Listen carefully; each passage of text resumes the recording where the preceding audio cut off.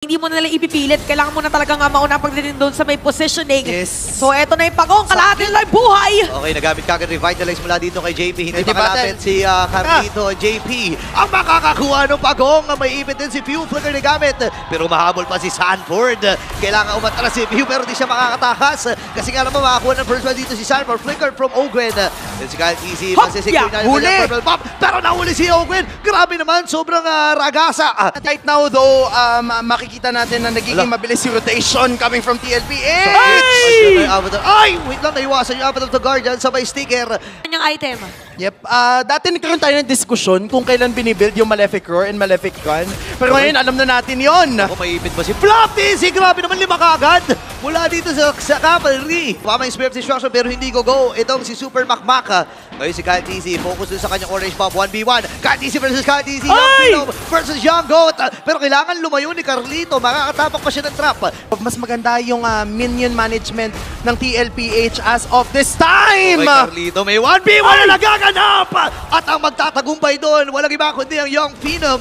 Yung global presence na binabanggit natin na kung kanina mas maganda yung pwesto ng side ng Team Falcons, tumama pa yung SOT. So may 1v1 na nangyari sa bot! Na-solo kill ni Whip! Ayun na, nakakuha na si KL1 pero si Sanford na magtatagumpay doon sa Lord. Kahit TZ kailangan ako matras. May ibig si Pew, flicker na gamit na kanya pero umabol pa si Sanford dito. Okay, nakantamay lang. Sino kanya ibaba to? And this time ay hahabol pa rin doon sa may bandang ibabaw. Pero wait lang. Pasok na tayo, guys. Dito na magkakaalaman sa may bottom lane. Okay, nakahanda naman din ang Team Falcons para dumipensa. Pumasok na rin si Owen. Kahit TZ naghanap ng pagkakataon kasi sino kanya ulihin. Pero si Flop TZ natunaw mula sa 2 miyembro mula sa Team Liquid Philippines. Bababasag ito rin sa may bandang itaas. Pumasok! Ngayon ay pumasok na rin si Sanji. Masyado atang malalim. Inilaban na lang niya. Napatay yung Super Makmak. Pero siya rin ang magiging kabayaran. Dire-diretso lamang ang Team Liquid Philippines dito. Gitna naman ang magiging next sa target. Sumabog na rin yung blessing. Tumama yung Abyssal Arrow pero hindi sapat. Yung kanila magiging follow-up. Diretso ata! Diretso ata dito ang Cavalry. Kakayanin pa nila ma-depensahan. Kahit isipin pa na likod. Habang ito kanya pero walang tinamaan. Kundi yung minion lang yun. At ngayon kailangan umatras mag-replenish ng buhay. Card easy bumabanat na dun sa torre. Pero hindi magiging sapat yung kanilang kakayahan para matapos ito yung laban na to. They can take all the time and even take this Lord. Grabe yung pagbabantay dito kahit TC nag-aabang ng pagkakataon. JP Number si Flop. Pero si Flop TC ay mamamatay. Tumama rin ang sa laro. At dito na yung combo mula kay Pew. Makakatakas ba siya? Nanaka mula dun sa Lord. Super Marco ay nakakuha ng torre sa may bandang ibaba.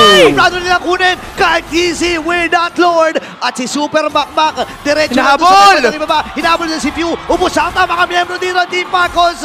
Si Super Marco na lang natitira di depensa. Tignan natin kung may depensahan ba. Hindi nga araw ginamit na ni Sanji dito. May minion wave sa may middle lane. Kakayanin pa ito ng dalawa.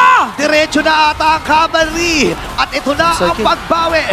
Ang Team Liquid Philippines hindi hahayaan na makaisa ang Falcons. At hindi na nga